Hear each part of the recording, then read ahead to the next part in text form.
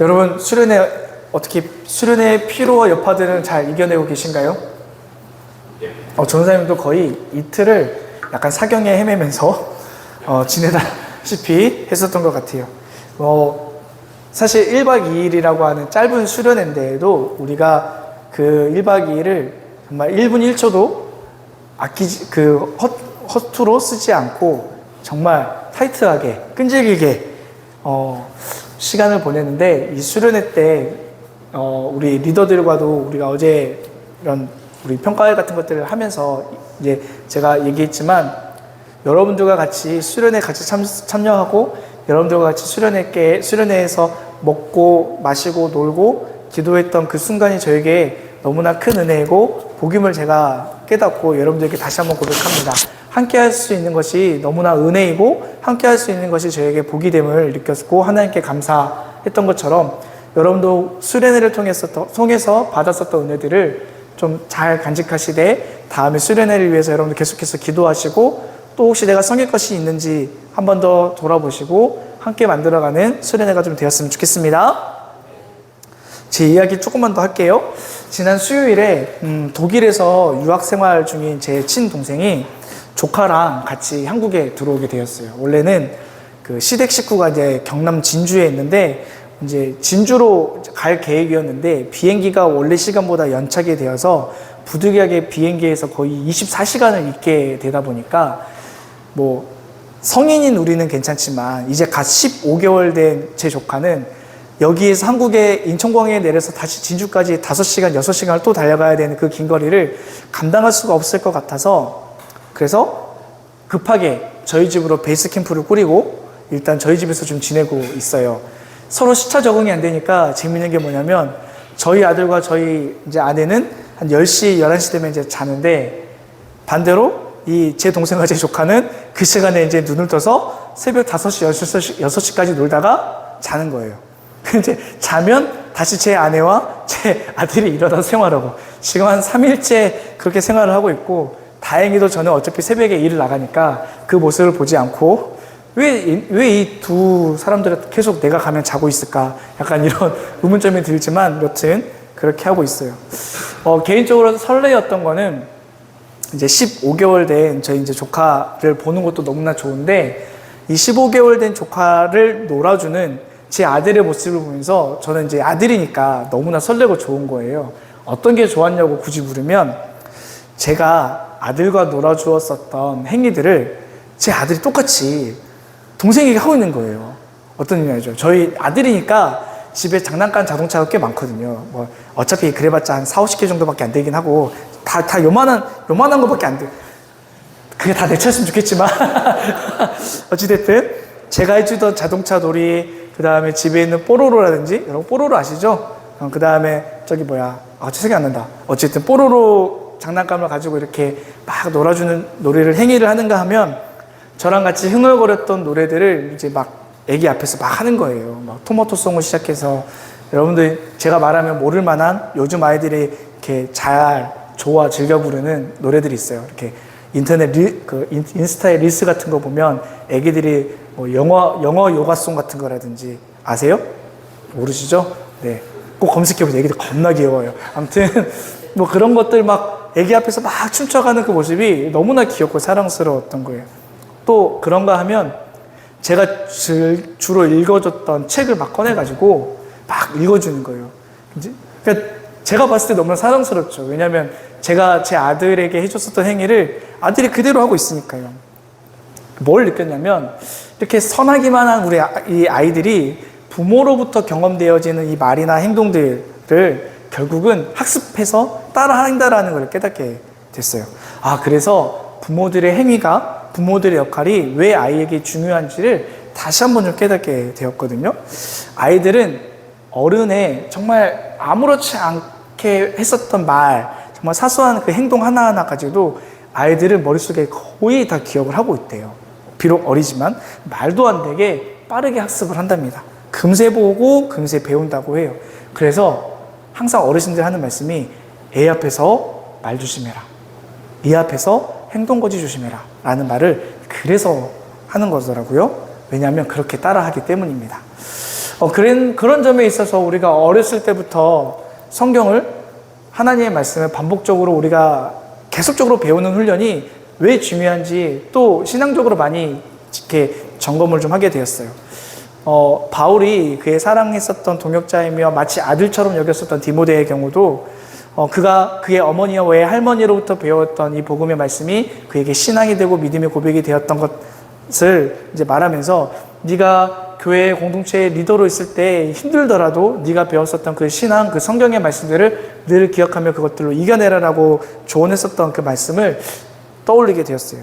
그래서 여러분들도 우리가 지금 청년의 때에 우리가 말씀을 배우고 있는 것이 때로는 지루하게 느껴질 수도 있고, 때로는 이게 이 말씀이 오늘 나의 상황과 무슨 관련이 있어 라고 생각할지 몰라도, 이것이 우리들에게 말씀에 귀한 영양분이 좀 되어서 우리 삶의 순간순간들마다 찾아오는 여러 가지 환경들과 여러 가지 감정들 속에서 우리 하나님의 말씀을 깨닫고 또 기억하고 또 그것을 반복적으로 읊어내는 우리가 여러분들이 다 되었으면 좋겠습니다. 아멘. 그렇게 삶의 여러분들의 구원이 날마다 체험되었으면 좋겠습니다. 옆에 있는 지체들한테 우리 이렇게 축복할까요? 우리 말씀으로 거룩해집시다. 함께 하겠습니다. 말씀 끝 기도하겠습니다 하면 진짜 좋겠지만, 네, 이제 본문 말씀 보죠. 오늘 본문 말씀은 이제 예레미야서 18장에 이어지는 토기장의 비유에 대한 이야기입니다. 오늘도 말씀 안에 등장하신 하나님의 그런 모습을 먼저 우리가 좀 보았으면 좋겠는데, 여러분 오늘 기억이 날지 모르겠지만 예레미야서 19장에 나오는 하나님의 이 감정은 좀 어떠해 보이시던가요? 읽어봤지만 어땠어요? 좋았어요? 안 좋았어요? 이스라엘 백성들에게 기분 좋은 감정 같아요? 안 좋은 감정 같아요? 그쵸? 왜 그런지 한번 보죠. 주님은 예레미야에게 백성을 대표하는 장로 몇 사람과 나이 든 제사장 몇 사람을 데리고 흰놈의 아들 골짜기로 가라 라고 말합니다. 흰놈의 아들의 골짜기가 어떤 곳이냐면 이방신을 섬기는 산당입니다. 오늘 본문의 말씀에는 바알이라고 기록이 되어 있지만 사실 정확한 뜻은 몰렉이라고 하는 이 이방신을 섬기기 위한 산당이 있었던 곳입니다. 전승에 따르면 신약에 가룟 유다가 예수님을 판 것에 대해서 심히 괴로워해서 목매어 죽은 곳이라고도 전승에 따르면 이야기합니다. 어찌됐든 생각을 해보세요. 이방신을 제사하던 곳이래요. 그러면 반대로 생각했을 때 이스라엘 백성에게 하나님의 예배하고 또 하나님의 말씀을 듣는 예루살렘 성전이 굉장히 중요했던 것처럼 이방신을 섬기는 이방인들에게도 이 산당이 굉장히 중요한 위치, 중요한 역할을 하는 곳이었겠죠? 그렇죠? 그런데 하나님은 오늘 예레미야와 제사장들과 나이든 몇 사람을 데리고 그곳에 가서 토기장이에게 산 항아리를 어떻게 하라 그랬어요? 깨뜨려 버리라 라고 이야기합니다. 여러분 우리가 잘 알듯이 항아리는, 유리는 떨어뜨려서 깨지면 복구가 돼요, 안 돼요? 그것과 같이 오늘 하나님이 이스라엘 백성에게 오늘 깨져서 사용할 수 없는 이 항아리와 같은 존재가 오늘 너희가 될 것이다 라고 오늘 이스라엘 백성에게 심판과 멸망의 말씀을 전하고 있는 거예요. 그러면 다시 한번 생각을 해봐야겠죠? 우리는 당연히 질문을 하는 입장이어야 되니까 왜 하나님은 오늘 이스라엘 백성에게 이런 분노의 메시지를 전하는 걸까요?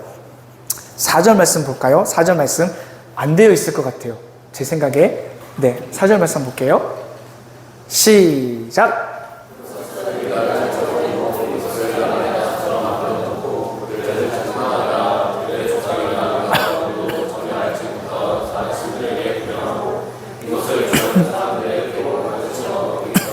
자, 이 말씀 그대로 놓고 자, 이 말씀에 하나하나 그냥 간단하게 한번 볼게요. 자, 이것은 그들이 나를 버리고 이 곳을 남의 나라처럼 만들어 놨다라고 얘기할 때 이 곳은 어디를 얘기할까요?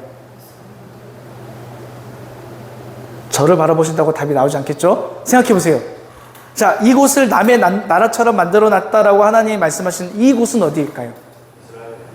그러니까 이스라엘이 머물고 있는 땅이 어디예요, 지금?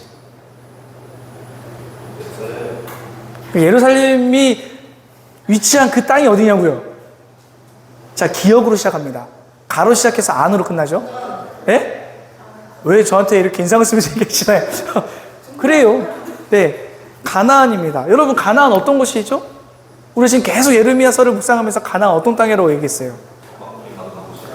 가나안이 어떤 땅이에요? 하나님께서 당신이 부른 당신의 자녀이고 백성들이 하나님을 예배하기 위해서 모여있는, 하나님이 계획하시고 하나님께서 세워주시고 예비하셨던 땅이잖아요. 그쵸? 그 땅에 입성하기 위해서 그들의 조상이 얼마나 힘들고 고생을 많이 했어요. 죽을 힘을 버티며 또 버티며 견뎌가면서 간 땅이잖아요. 하나님께서는 자신을 완전히 신뢰하고 교제하기 원했었던 이 이스라엘 백성과 함께 생활하기 원했었던 이 가나안 땅에서 오늘 뭐 한다 그래요? 남의 나라처럼 만들어놨다. 내 땅, 내가 예비한 땅, 내 백성의 주인이 바뀌어버렸다라는 것을 이야기합니다.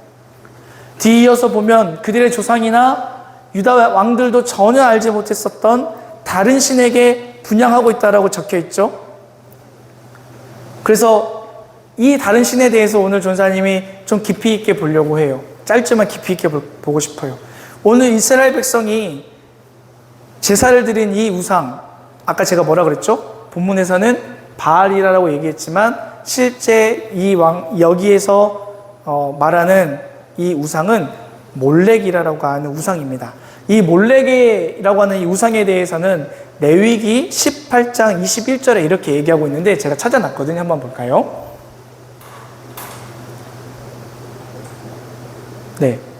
네, 같이 읽겠습니다. 시작. 너는 내 자식들을 몰렉에게 희생 제물로 바치면 안 된다.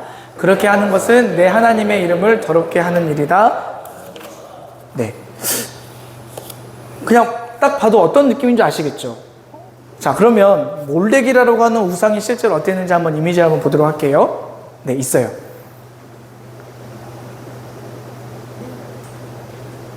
있는데? 그림이 있을 건데? 진짜 없어요?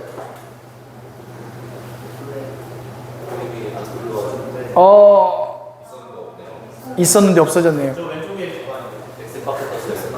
아, 그렇군요. 오케이. 그러면 죄송한데 볼 수 있어요. 네이버에서 몰렉 한번 쳐주세요. 네, 몰렉.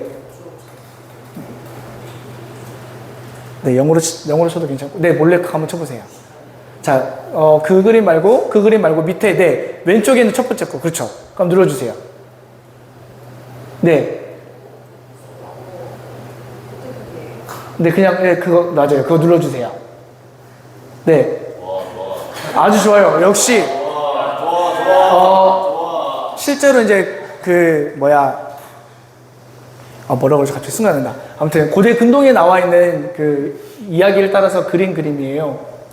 자세히 보면, 소 얼굴에 뿔이 나 있는 우상이고요. 그 앞에 이제 그 제사장으로 표현되어 있는 사람이 어떻게 하고 있죠? 네, 맞아요. 자, 이 말씀에 대해서 다시 한번 좀 이야기를 해볼게요. 몰렉은요, 다 전사님 보고 PPT 다시 꽂으세요. 네, 너무 집중하지 마시고. 네, 너무 집중하지 마시고. 네, 그 없음을 해주세요. S자 표시 해주세요. 감사합니다. 몰렉은요, 다른 이방 민족 중에 셈이라고 하는 이 족장으로부터 유래된 우상인데, 이 몰렉 신이 뜻하는 바가 뭐냐면, 번영과 재물을 뜻하는 신이랍니다. 문제는 뭐냐면, 몰렉에게 제사하는 행위가 문제인 거예요. 아까 그 그림, 머릿속에 이제 확 다가오시죠? 뭐가 문제냐면, 몰렉에게 드리는 이 제사 행위가, 소위 말하는 이제, 우리는 이제 뭐라고 표현하냐면, 인신제사라고 해요. 그러니까 부모가 자기 자식을 몰렉에게 바치는 거예요. 아까 소가 이렇게 하고 있는 거 봤어요? 제사장이 그 불이 뜨겁게 일고 있는 그 약간 달구어진 그 손에 부모가 자기 자식을 바치는 거고 제사장이 거기다 이제 얹어 놓는 거예요. 그래서 그 자식이 타는 그 흘림으로 이제 소위 말해서 이제 그 우상이 이제 제사를 받는다. 이렇게 한다라는 거예요. 여러분 생각만 해도 되게 잔인하죠. 자, 이것이 열왕기하 23장 10절에도 묘사가 되어 있는데 한 번만 펴주시겠어요? 네. 열왕기하 23장 10절이죠? 같이 읽겠습니다. 시작. 그는 또 흰놈의 아들 골짜기에 있는 도벳을 부정한 곳으로 만들어 어떤 사람도 거기에서 자녀들을 몰렉에게 태워 바치는 일을 하지 못하게 하였다. 그러니까 몰렉이라고 하는 이 신을 섬기는 행위가 얼마나 문제가 되었는지 이해가 좀 되시나요? 고대 운동의 역사에 솔직히 이런 일이 있고, 이것은 후에 그들 안에서 제사법이 변경이 나중에 실제로 일어난다라고 합니다.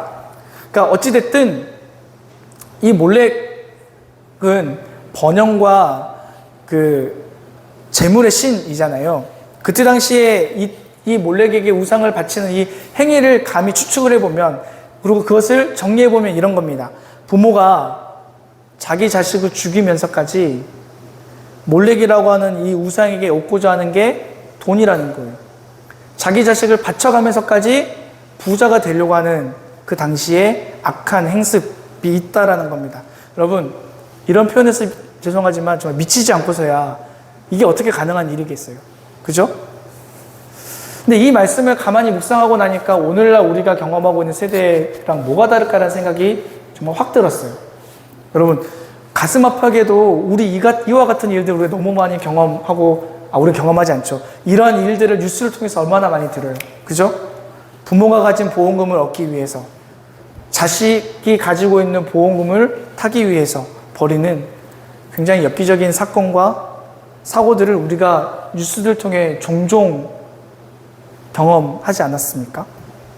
가족 간에도 돈을 위해서 이런 극단적인 행위를 하는데, 그러면 가족이 아닌 내 이웃에게 대해서는 우리는 더하면 더하지 덜하지 않는 존재다라는 것을 우리가 인식을 좀 해야 되겠죠.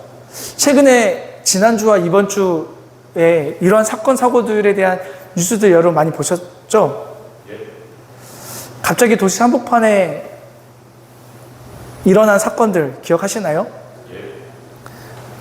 우리가 이제 표현으로는 우리 칼부림이라고 얘기하지만 좀 더 정확한 표현으로는 우리가 묻지마 폭행이 우리 분당에서 최초에 있었고, 마치 영웅놀이 하듯이 20대와 30대, 심지어 10대 애들까지도 전국적으로 예고성 글을 계속 올리고, 그래서 여러분 지금 예민하게 보시면 역들마다 경찰차 한 대씩 있는 거 보세요? 그래서 검문 검색합니다, 부시할 수 있습니다, 이거 써 있는 거 보셨어요? 그것 때문에 그러는 거예요.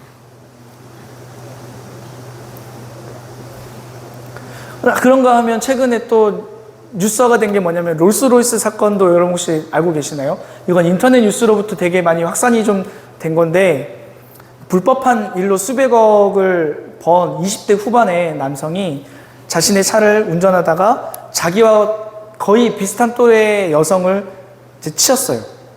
그렇으면 보통의 사람이라면 어떻게 해요? 내려서 그 여성을 구하려고 했어야 되는데 오히려 2차 가해를 더 하고 도망가다가 잡힌 거예요. 알고 보니까 마약 성분이 나왔던 거죠. 근데 중요한 건 여기에서 국민들이 분노했었던 건 뭐냐면, 경찰에게 잡혔음에도 굉장히 당당했었고, 후에 알고 보니까 대형 로펌의 변호사를 선임을 해서 그가 경찰에게 붙잡힌 지 만 하루가 되지도 않아서 풀려났습니다. 그러니까 언론에서 이슈화가 되고, 뭐 유튜버들, 그 다음에 뭐 많은 시민들이 분노한 것들을 이제 손을 해서 검찰과 경찰들이 뒤늦게 깨닫고 다시 그 사람을 지금 데려왔고, 그 사람 지금 어제 뉴스자로는 구속되는 걸로 이제 나왔거든요. 근데 중요한 건 뭐냐면, 그 유튜버의 실제로 이 사람과 그 인터뷰한 사람의 말에 의하면 2차 가해까지 당한 이 여성은 아마 주말 이후로 그 인공호흡기를 뗄 수도 있다. 그러니까 도저히 그 의학적으로 치료가 할 수가 없대요. 그래서 가족들이 그 이제 지방에 있는데 이제 주말에 올라와서 의사와 이야기를 듣고 가족들이 이제 어떻게 할지 결정하기로 했대요. 여러분, 물론 이러한 정말 엽기적인 이 행위에 대해서 1차적인 분노를 우리가 할 수밖에 없잖아요. 그렇죠?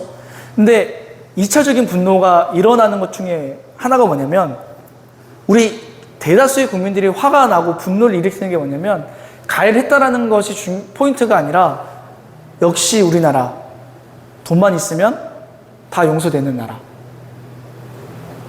그것에 매우 분노하고 화내.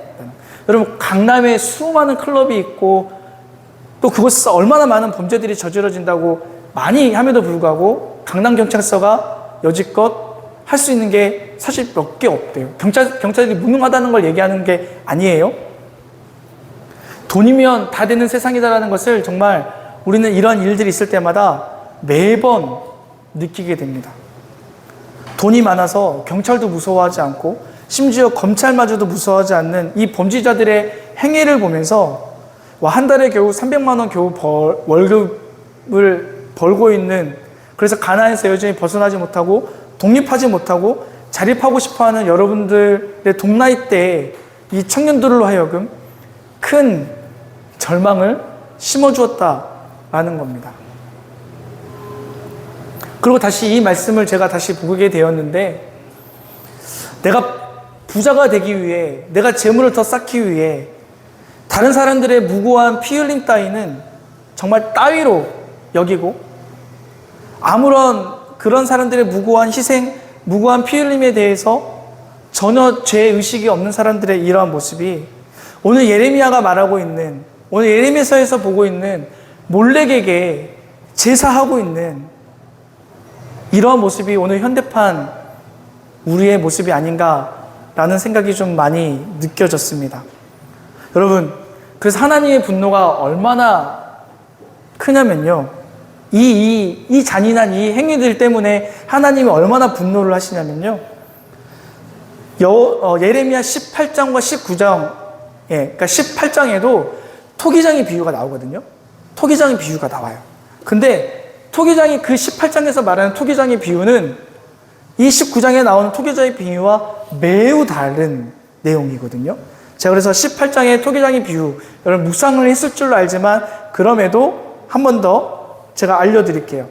예레미야 18장에서 나타난 토기장의 비유에서는요, 하나님이 이스라엘 백성에게 하시는 말씀은 내가 너에게 원코인을 더 줄게, 내가 너희들에게 한 번 더 기회를 준다라는 그런 뉘앙스의 말을 하거든요. 우리 18장 4절 말씀 아마 있을 겁니다. 같이 읽겠습니다. 시작. 그런데 그 토기장에는 자, 토기장이가 내가 원하는 모양으로 빚다가 빚어지지 않을 때 뭐라 그래요? 다시 빚었다라고 얘기하면서, 그래서 11절에 이스라엘 백성들에게 이렇게 말하고 있는 거예요. 11절 시작.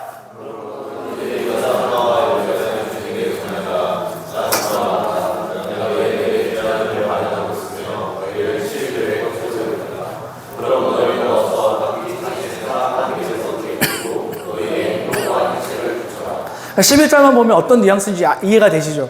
내가 너희들을 멸망시키고 심판할 건데, 그러니까 그 전에 어떻게 하라고요?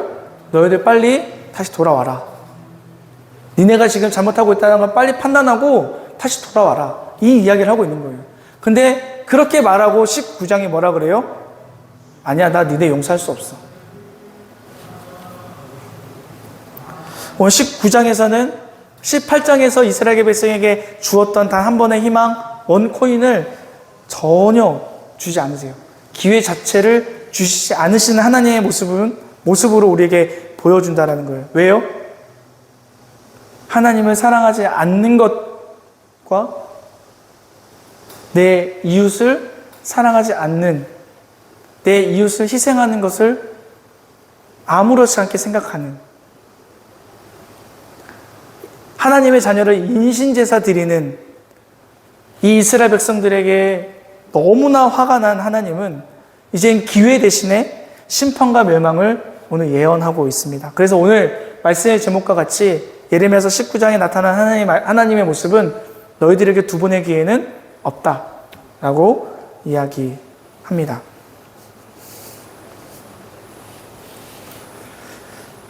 그래서 이 말씀들을 좀 정리를 다시 했으면 좋겠습니다.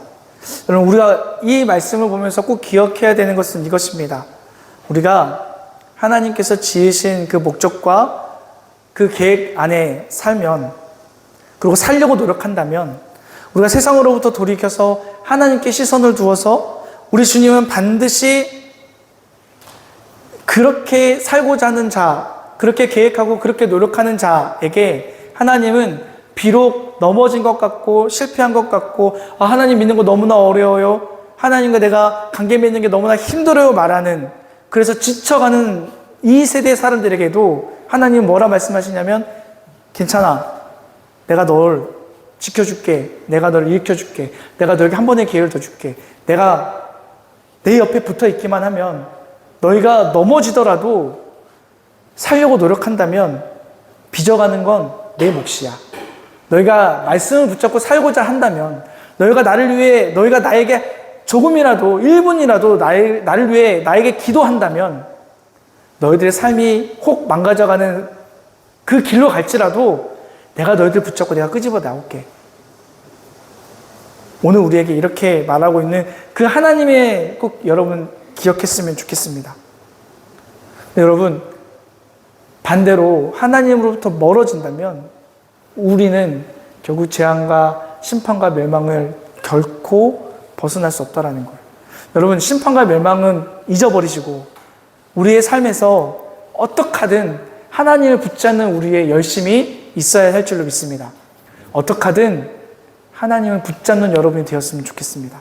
어떻게 하든 내 삶에 하나님 나에게 해주신 게 뭔데요? 라고 하는 불평과 불만이 나오는 그 순간에도 하나님은 실수하지 않으시는 분이심을 꼭 여러분은 신뢰했으면 좋겠습니다. 아멘? 그런 우리가 되었으면 좋겠습니다. 마지막으로 그러면 반대로 생각해 봅시다. 하나님이 분노하는 제사는 하나님의 자식을 인신제사하는 행위라고 얘기했잖아요. 그럼 반대로 하나님이 원하시는 제사는 무엇일까요? 호세아서 6장 6절의 말씀 한번 볼까요? 자, 읽겠습니다. 시작.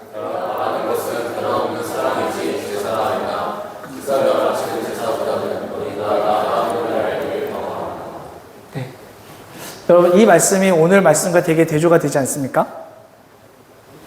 내가 바라는 것은 변함없는 사랑이지 제사가 아니다. 이때 위에서 이제 말하는 것과 아래에서 말하는 것을 좀 구분해서 우리가 봐야 되는데, 결론적으로 얘기하면 하나님을 더 알기를 원하고 더 알기를 결단하는 것과 또 동시에 이웃을 사랑하는 것이 하나가 될 수 있기까지 우리가 삶에서 노력해야 된다는 것을 우리에게 말하고 있는 것을 여러분 기억했으면 좋겠습니다. 여러분 이제 저 한번 보시겠어요? 오늘 우리는 이 세상을 살면서 하나님께 시선을 두며 살아간다고 얘기하지만 어쩌면 우리도 마치 몰래에게 내 자식을 내가 소중하게 여기는 것을 혹은 내 이웃을 희생하게 하고 섬기게 하고 그들의 고통을 주고 있는 내 모습의 삶의 이면은 없는지 여러분 돌아보았으면 좋겠습니다. 하나님은요 오늘도 우리의 선택을 기다리고 계십니다. 주의 뜻대로 살 것인지 몰래에게 재물과 번영을 기대하는 마음으로 너희 자식들을 너희가 소중히 여기는 것들을 그 우상에게 바칠 것인지를 선택하기를 우리에게 물으신다면 여러분 어떤 것을 선택하시겠습니까? 여호수아서 24장에 보면 여호수아가 세겜에 모인 모든 이스라엘 백성들에게 당부하면서 이렇게 얘기해요. 주님을 경외하며 성실하고 진실하게 하나님을 섬기시겠습니까? 아니면 이방신을 섬기겠습니까? 라고 묻는 장면이 나와요. 그때 이스라엘 백성 여호수아가 먼저 말하기를 나와 내 자손은 오직 여호와만 섬기겠습니다. 여러분 선택하십시오. 무엇을 선택하시겠습니까? 얘기할 때 이스라엘 백성이 뭐라 그래요? 뭐라 그럴까요? 너무나 당연히 우리도 주님 따르겠습니다. 우리도 주님 믿겠습니다. 라고 얘기한단 말이에요. 근데 신기하게도 그 말씀을 보면 여호수아가 뭐라고 얘기하냐면 아니야 너희는 그럴 깜냥이 안 돼. 너희는 그럴 수 있을 만한 지혜가 없어. 너희는 못할 거야. 라고 하는 장면이 나와요. 그러다 이스라엘 백성이 아닙니다. 우리는 진짜 우리 주님만 믿고 주님만 따를 것입니다. 라고 이야기합니다. 때로는 우리가 정말 하나님을 때로는 모른 척 때로는 하나님 앞에서 죄를 짓는다 하더라도 그 죄로 인해서 다시 돌이켜서 주님께 다시 돌아가려고 하는 우리의 노력과 열정이 있다면 하나님은 19장에 나타난 항아리를 깨트려버리는 하나님이 아니라 다시 진흙으로 비지친 하나님으로 여러분들과 함께 하실 것입니다. 하지만 뒤돌아가지 않으면 우리는 깨진 항아리와 같은 멸망과 심판을 받으실 겁니다. 말씀을 진짜 마치면서 여러분들에게 묻고 싶습니다. 여러분, 세상의 우상들을 섬기면서 이웃이 날 위해 대신 죽어도 내 이익만 쫓아가다가 심판받고 멸망받는 자가 되겠습니까? 아니면 우리의 실수와 연약함까지도 완벽하게 빚으시고 주의 약속하신 천국의 기쁨을 세상에서 누리며 살아가는 주의 자녀가 되기로 살아가시기로 결정하시겠습니까? 둘 중에 어떤 걸 선택하시겠습니까? 어떤 걸 선택하실래요?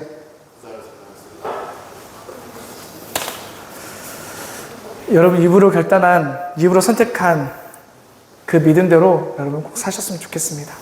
갈수록 세상은, 이 말씀을 제가 이번 주 내내 묵상하면서 느끼는 거지만, 갈수록 세상은 계속해서 몰래에게 향하고 있습니다. 계속해서 몰래에게 다가가고 있고요. 심지어 교회 중직자도, 내가 오랫동안 하나님을 섬겼다 오는 그 사람들도 몰래에게 계속해서 가고 있습니다. 믿음은요, 회개는요, 몰래에게 가고 있는 그 걸음으로 턴해서 하나님께 향하는 걸음입니다.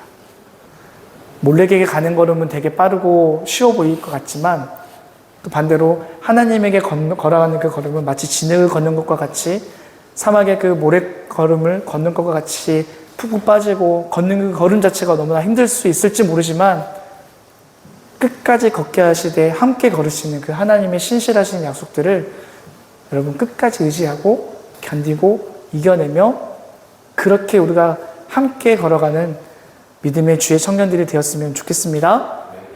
우리가 아까 찬양했던 그 찬양 기억나십니까?